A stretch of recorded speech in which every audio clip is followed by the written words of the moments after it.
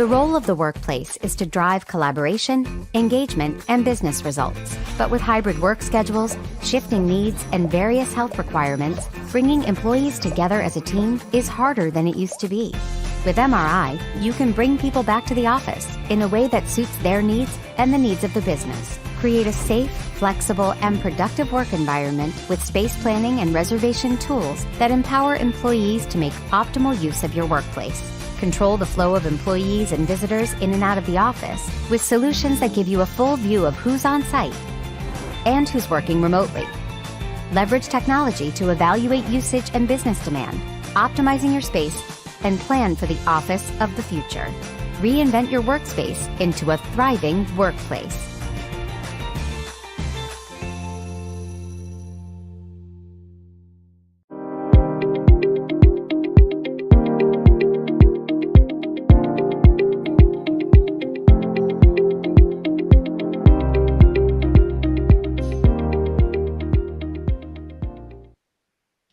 Hello, everybody, and welcome to this week's episode of Realcomm Live. So good to be here, and we have got yet another exciting show this week.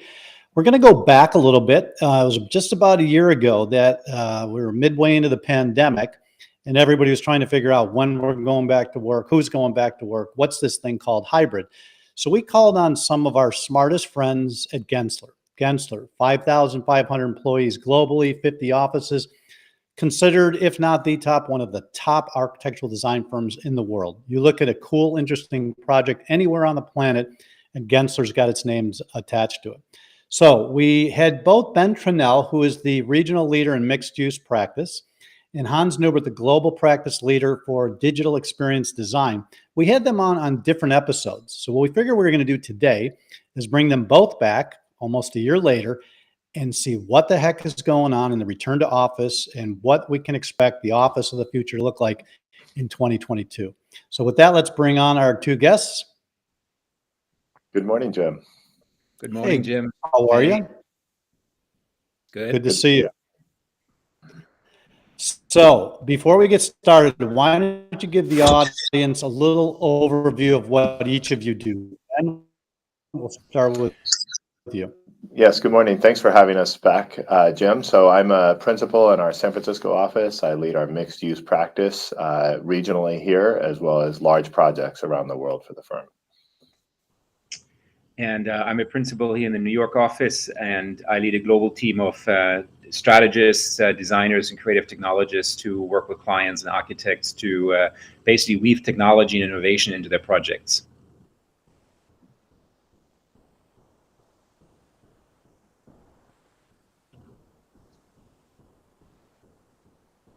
I don't think I can hear you, Jim. All right. Interesting is we've got the real estate design side with Ben, and then Howard, why don't you come on in and take over the conversation? I'll see if I can get my issues taken care of.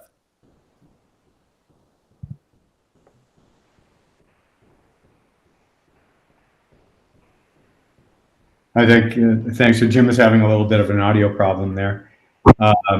So I think Jim was going to lead kind of with a question of, we've seen, a lot's been going on over the last 12 months, slowly coming out of the pandemic. What do you guys see that's changed, the major changes in terms of, occupancy and planning for occupancy over the last 12 months? Maybe start with Ben. Yeah, thanks, Howard, and hopefully we'll have Jim back soon in a minute. It's interesting to think back. It's almost exactly 2 years ago to the day since the first shelter-in-place order was issued here in San Francisco, by the mayor. And we all thought this would take a few weeks when it first started, and we thought things would go back to normal fairly quickly. And we realized this is one of those disruptions that there is no going back to the way things were. There's acceleration of trends and moving forward to new ways of working. One of the really macro things that we've seen is that this disruption has caused people everywhere to rethink their lives and their priorities. We see there's a combination of the Great Resignation, as people are calling it, where people are, rethinking their career paths, their jobs, what they do to find personal passion in their lives. and how that aligns with the purpose of the company where they work. We can combine that idea with the question around the return to office. And it really comes to one simple question, which is the why. Why do I do what I do?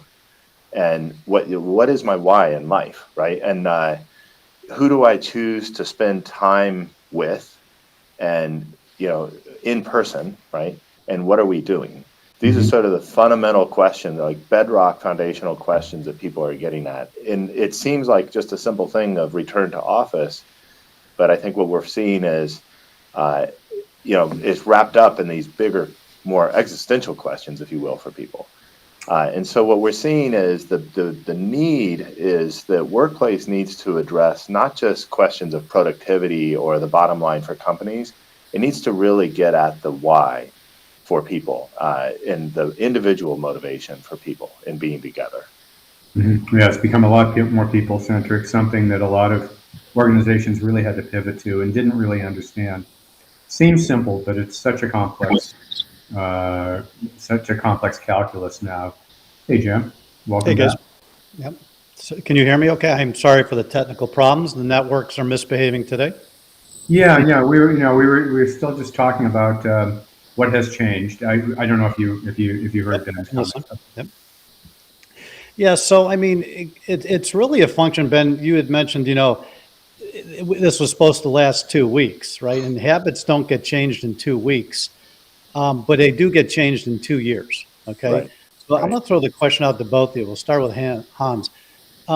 Does it ever get back to the way it was in 2020? 5-day work weeks. I mean, what is it going to look like when we really come out of this? Are we going back to the same, or is it going to be significantly different?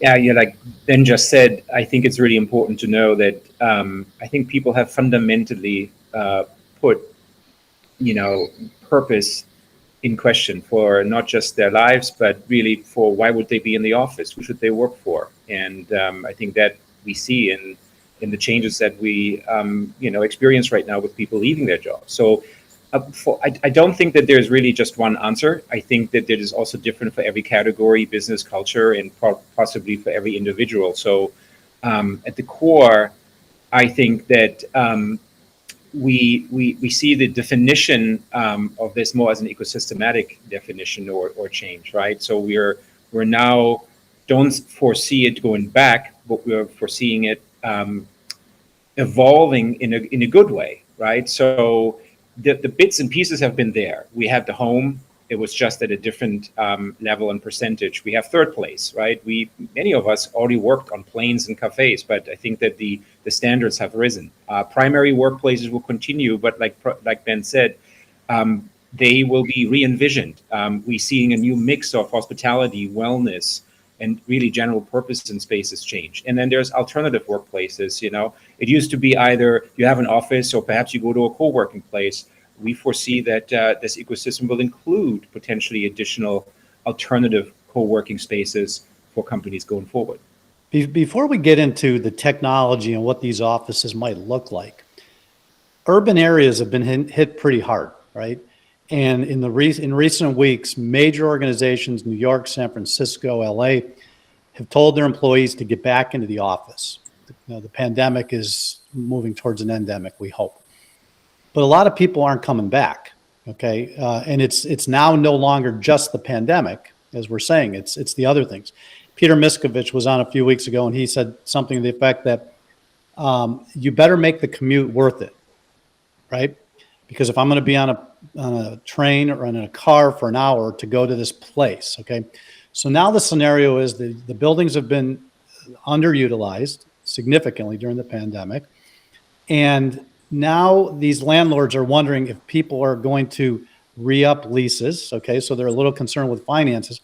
Now we're saying it's time for you to invest in technology, right? To make these places experiential, connected. How does that happen when they're trying to figure out if people are coming back to the old office and now they have to invest in the new office? How does that happen? Good question. Well, perhaps I take this first. And so, I mean, how has it happened? I think we're approaching this question fundamentally as a user experience problem. and as a user experience opportunity, so UX.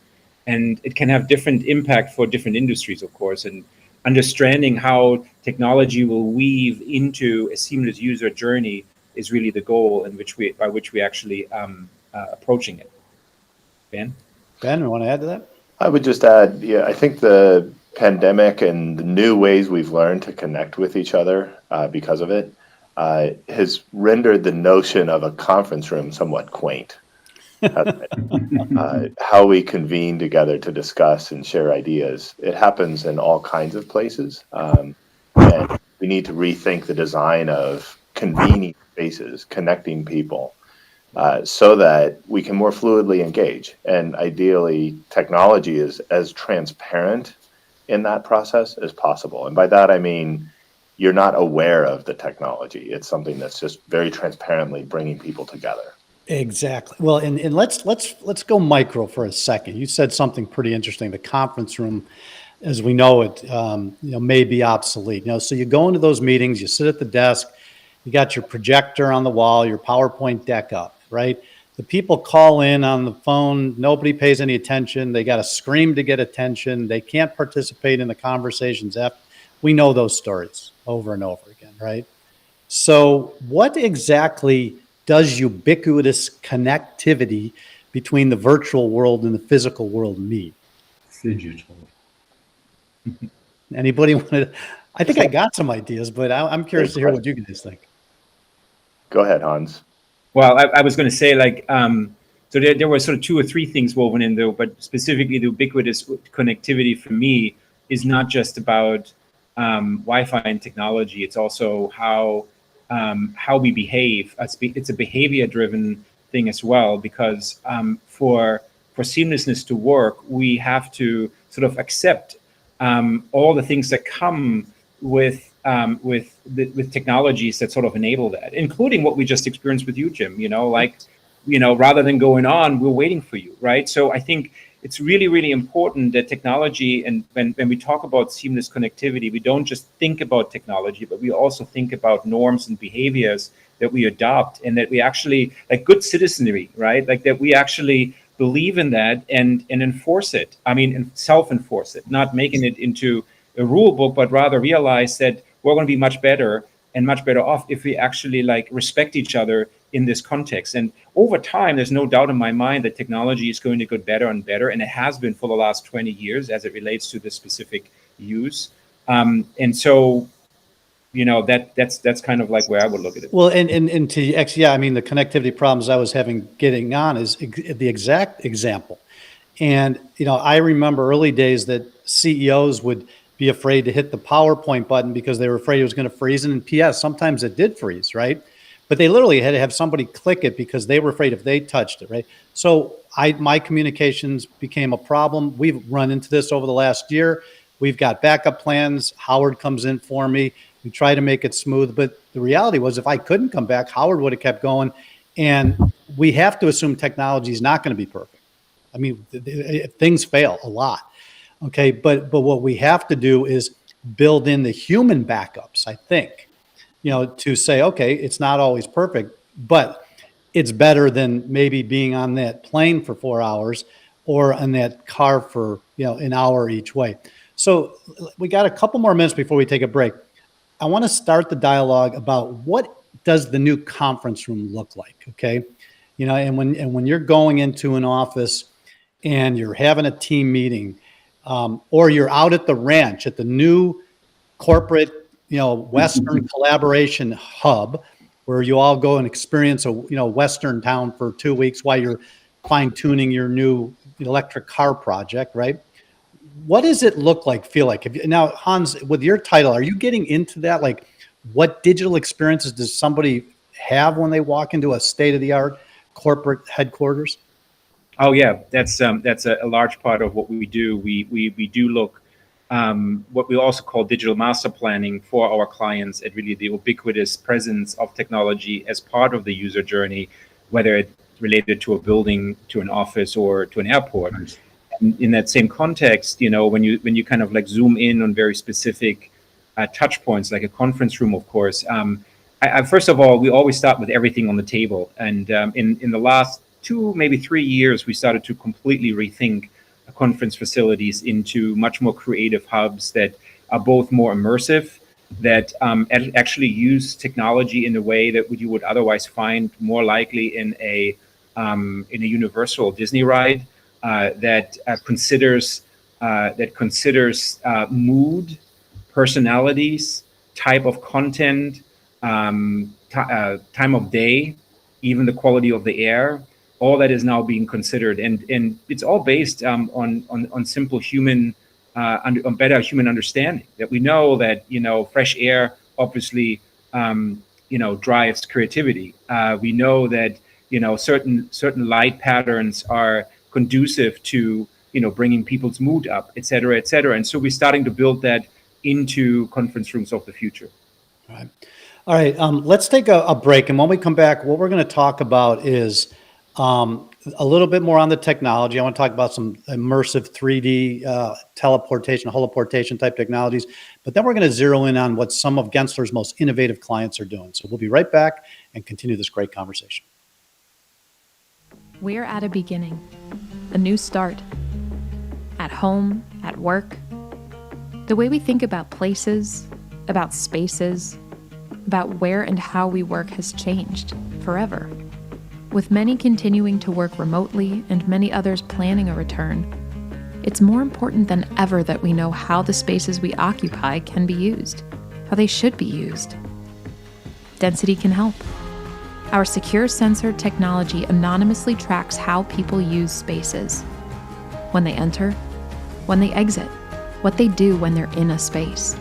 The result is accurate, actionable data that enables companies and organizations to better plan and manage how their spaces are used in real time, to conserve energy and resources, to improve workplace experience, to keep people safe. We can make spaces better. We can make the world better. Together. All right, let's bring back these guys and continue this great conversation. All right, so let's hone in on the technology a little bit more. So 20 years ago at Realcomm, we teleported somebody from London, England into our general session stage. And when we did, and I introduced him, the audience gasped because it was like something straight out of Star Trek. And he talked for 15 minutes and he looked more alive, had more color. I was standing 20 feet away from him at the other podium.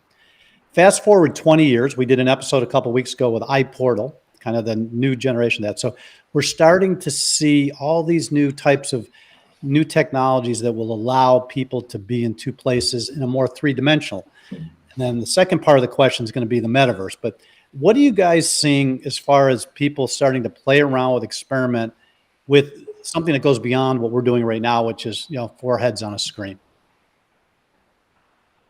Hans, you want to take a stab first? Yeah, I think I see it. What we see it right now a lot in larger scale, city level, district level, and mixed use level. Well, office level or campus level, I should have said, planning, where the question basically is exactly what you're saying. Like, what are the alternative technologies and ways to meet and interact, right? And so naturally, holography is one aspect. And we have now created probably like, I would say north of 30 to 40 different user scenarios that basically we're starting to explore, iterate and play with to see whether or not they're actually going to stick. I say that because, your question can't be, it's not a binary answer to say like, here it is, and this is where it's working, because it's still a technology that for a large part is both expensive and so new that it doesn't have broad enough application that we could look at user experience data and really like user data in general to say this is what worked, this what doesn't. So a lot of it is still speculative, but the interest is there, and I feel the opportunity, especially in entertainment, is huge. Conferencing is huge. And those are two of the areas that we see a lot of movement right now. So Ben, let's pivot over to you. In recent months, I'm hearing coming out of the Fortune 50-ish type companies, CMO And that's not chief marketing officer. That's chief metaverse officer. Okay. You know, and believe me, I have sometimes a little trouble wrapping my head around the metaverse. Although some people had trouble wrapping their head around the internet. A guy named Bill Gates, I think, had a little trouble believing that was going to take hold. So understanding that just because we don't fully know what it is today doesn't mean it's not going to really happen. What are you hearing about the metaverse? How serious are your clients taking it? And where do you think physical space and the metaverse really meet? It's a great question. I think it's definitely out there on the cutting edge. We all occupy different realms, different spheres of our lives, right? If we think about different communities to which we belong as one way to think about this. So it's, I think, possible to think about the metaverse as another form of community in which we might engage. And there are some really interesting ideas about overlapping physical, the way we interact in physical environments with the metaverse environment. So the notion that, for example, you see it behind me, somebody can walk by and see Ben is in a conference room meeting with Hans, for example. But you could also do an extension of that in the metaverse. There's some really exciting ideas of creating visibility of people collaborating virtually. Yep. That's very pragmatic. I have a really, just as an aside, Jim, a really interesting fascination with this, and I'm not sure any practical application yet. But if you think about in a metaverse, we don't have egress codes. We don't even have gravity. So we could design spaces that are like the hanging mountains, the floating mountains in the sky, right? Well, and I honestly believe it's really interesting that we have the two of you. Ben, you're more on the physical side, and Hans, you're more on the digital side. I mean, I believe you guys are going to collaborate on every project in this capacity, because I just see the metaverse as internet 5.0 or 6.0, and it's just going to be more three-dimensional. And it's either you're going to be wearing goggles or cool glasses, or the immersive screens that we're going to start seeing, big ones in offices or retail outlets, are going to basically allow us to combine the two, right? And if there's any firm that's going to be able to figure out, it's going to be Gensler. I was going to say, maybe if I may, I would add one thought on that, and that is that with every new and emerging technology that really holds on strong, eventually there has to be a prototype that sort of works. And we're in a place right now where we have a great example of success, that is the gaming industry. So with Fortnite and the combination of hardware and software investments, and frankly also with Hollywood storytelling ability that has sort of educated us, even so 10 years ahead, we're now looking at, well, where is this going to grow to? And so people have a place that they can start from to imagine where metaverse might go. But I think it's important, and that's important for me, is that we fundamentally still have to approach this as a user experience problem, right? We cannot put the technology first. We have to ask ourselves, what is the market? What are the latent needs and desires we're actually solving for? Not looking for an answer, or not looking to solve a problem just because we Right. And if it does get, and a lot of this is going to have to deal with cost justification, as well as, like, can we afford it? Like I mentioned earlier. But if you can really bring somebody into a conference room or some new digital meeting room three-dimensionally, as if they're in the room, and even if that technology costs $100,000-$200,000, 5 trips from Tokyo, 10 from Dubai, 3 from London, it adds up pretty quick to be able to, and we're all PS trying to make the world a little bit less, carbon, dense. Yeah. I think that is also going to push this a little faster. All right, we're going to run out of time, so I want to get one more quick question. Ben, 30 seconds, 45 seconds, and then Hans will follow. What are some of the most innovative things your top clients are doing? Yeah, our top clients are thinking about how, it goes back to that fundamental question of how do we bring people together to connect with each other? And, I say, if you've only met somebody over Zoom, it's like saying you visited a city when you really only connected in the airport. You really have to come together in person, and then the digital tools are an extension of that in-person knowing one another. Right.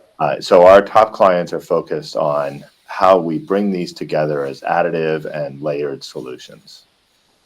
Our top clients, I figured our top clients, I think they're rethinking the entire stack in their real estate product or portfolio. And what I'm excited about is that more and more developers and clients are rethinking real estate in the way that they will approach it, the way they would do a product development. So for me, place as product or place as platform is sort of how I think now about it. And many of our most successful clients are starting to think about it, not just what is the next 5 years, what is the monolith that I'm creating and that's going to stay there for however many years, but really how can I create an agile platform that keeps changing? The last 2 years have proven that, and we consider that the next 10 years will continue just the same way. Yeah. Well, and there's not too many people in the design field that would get it, but I've worked with you guys for almost 25 years. David Gensler and I used to sit in his office in LA and debate PS, the exact same conversation we're having now. So this is a long journey.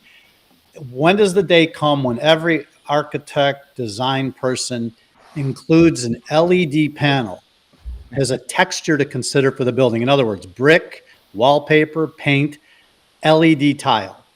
Okay, because that LED tile can be pretty flexible, be integrated into beautiful design, but can act as a fifth wall, if you will, right? Or a digital fourth wall where you can take the rest of the world and bring it to any space. Oh, and PS, when you're done with it, you can click a button and it'll look like a brick wall, right? Yeah. Well, hopefully not too soon, but I will say that new products will come out that actually are brick walls with LEDs in it, which is more exciting because you actually have real product, real material. I think a world where we are surrounded by LEDs is probably not super desirable, but I do believe technology woven in with with a much greater variety of material finishes. That's really what we're working on right now. And, totally agree. And if you look at somebody who's got good design, yeah, and then you compare it to the Las Vegas Strip, that is not what I'm talking about. I know. We're in sync there. But if you use it correctly and integrate it into the design, and you have the best of both worlds, the physical attributes as well as the flexibility that the digital world offers, that's the combination I think firms like Gensler are going to be able to achieve. Yeah. And a little tease, we are working hard to bring what we think this might look like to our conference in June. I am on the calls more than I care to admit on what we're planning for our opening session and for RealComm Live and for our own immersive experience. And I got to tell you, it's pretty exciting. So hopefully we see you guys there and maybe you can help give us some input. Maybe we'll bring you in, ahead of the conference and show you what we're doing. And then you can add your design ideas to it because sometimes you have to see it. And, we're not there by any stretch, but we keep swinging the bat, trying to figure out what it might look like. So. Great. Guys, New York City, San Francisco, thank you for taking the time. It is always a pleasure. And I don't think these conversations are going to stop anytime soon. Thank you, Jim. Yes, have a good day. Be well. Take care. All right, Howard. Well, thank you again for coming in. 1 week it's a mic problem. The next week it's a network problem. But it is what it is. The show must go on. Yeah, the show must go on. You get through it. We do. So let me get out of your hair, do the news, and then when we come back, there are a couple news items I want to chat with you about. Yeah, no, absolutely. Thanks, Jim. And Ben, Hans, I thought that was a great show, a really important conversation. It actually spurred some new thinking along some ideas that we may want to incorporate into the conference. A very important conversation. Thank you guys again for being on. So on to the news. I'm going to highlight a couple of key articles from our weekly briefing that goes out every Thursday morning. And the first is really a summary of last week's RealComm Live show that was on 5G. So 5G's grabbed worldwide attention with the promise of connecting virtually everyone and everything together at high speed and low latency. But is it really delivering on the promise? And what if you're indoors? What are the implications for in-building? Is it even marginally faster than good old 4G indoors? And that raises the question, how will CBRS work into your in-building wireless strategy? So to answer those key questions, last week we met with two technology execs from New York's largest building owners. We had Vornado's Nick Stello, who's the SVP of IT infrastructure, and Related's Joe Rich, SVP and CIO of Related, to discuss these questions and address exactly what building owners really need to know about the current state of 5G and what that means to their portfolios. This is an important no BS conversation. And I encourage you all to link to the video replay in that first story. Next, some great insights on how Singapore is leveraging data in their first smart district. Now, Singapore is the world's smartest city for the third year, according to IMD Smart City Index. And the Punggol Digital District, PDD, is opening in 2024. It's going to be the first digital district in Singapore with a menu of interconnected digital tools and smart technologies that are all going to be connected via what they call the Open Digital Platform, or the ODP, their digital backbone for the district. And this is going to integrate real-time data from sensors and systems to manage buildings, from headcount sensors, energy consumption data, to electrical grids, to applying AI to manage elevators, lighting, environmental comfort. It'll even control autonomous robots for cleaning, security, and delivery. And Punggol is planning to open up access to its digital twin, so tech firms can link into it and trial new products and processes before implementing them in real life. It'll become a virtual living lab for experimentation and innovation. Data has become Singapore's fast track to becoming the smartest city in the world. And I just put out there, I hope they'll manage it responsibly, and the privacy will be of the utmost concern. But let's keep an eye on Singapore and maybe learn a few lessons that we can bring to the US. Now, I got two quick announcements on the people front this week. First, a quick shout out to Tom Byrne and our Realcomm partner, Rob Kane, who've just been added to DealPath's executive team. Now, coming off their best year yet, DealPath, which was founded in 2014, is entering a very aggressive growth phase. They're looking to double their 90-employee headcount. So former general manager of marketplaces and market at VTS, as well as the former president and COO of LoopNet, Tom Byrne, joined DealPath as executive director and member of the board of directors. Now, prior to joining DealPath, Rob Kane was vice president of product design at CoStar and one of the founding partners of Realcomm. Here. He joins DealPath as senior vice president of product. Congratulations, Tom and Rob. Finally, we've heard about this. It's official. Howard Hughes Corporation announced Wednesday that Jesse Carrillo, one of our honored Realcomm advisors and currently advisory council co-chair for Realcomm, and all-around great human being, was appointed Chief Innovation Officer effective this past Wednesday. Now, Jesse's going to be overseeing the strategy and operation of the company's innovation and technology platforms across Howard Hughes Corporation's national portfolio of large-scale master plan communities and mixed-use properties. I happen to live in one of their master plan communities, Summerlin, outside Las Vegas, and it is one of the best designed and managed in the country. Since 1994, Jesse's been in various technology roles at Hines, becoming CTO in 2007, and then their CIO in 2009. And we all wish Jesse heartfelt congratulations on this next chapter of a very rich life. That's it for me today, guys. Thank you all for watching. So, I mean, talk about picking some good news stories. I'm going to give you a 5-second comment on each story.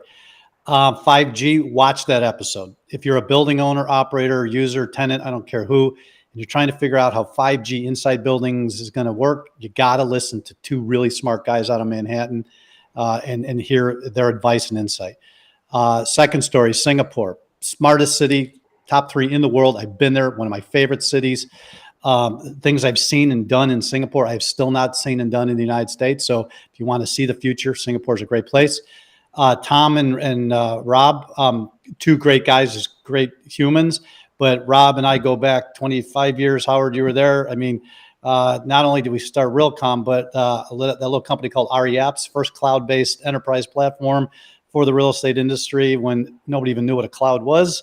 So, you know, visionaries, hardworking people, great guys. And then last but not least, Jesse, nobody like him. He's 1% of the 1%. Howard Hughes is lucky to have him, and I'm sure Hines feels a little of the pain, but they've had a great career together. So good job. Oh, thanks. Cool. All right. Be well, and I'll see you next week. All right. So before we wrap, let's hear from our final sponsor, and I'll give you a little insight on what we're doing next week. From commercial offices and healthcare facilities to retail spaces, our innovative turnkey digital display products will transform your space into an engaging, interactive experience. Enjoy future-forward solutions for your industry, including surface and recessed wall-mounted directories, outdoor and indoor freestanding interactive digital kiosks, elevator displays with entertaining content, multi-screen video walls, digital signage, and custom designs for wayfinding, directories, and kiosks. TouchSource, offering simple solutions for smart spaces.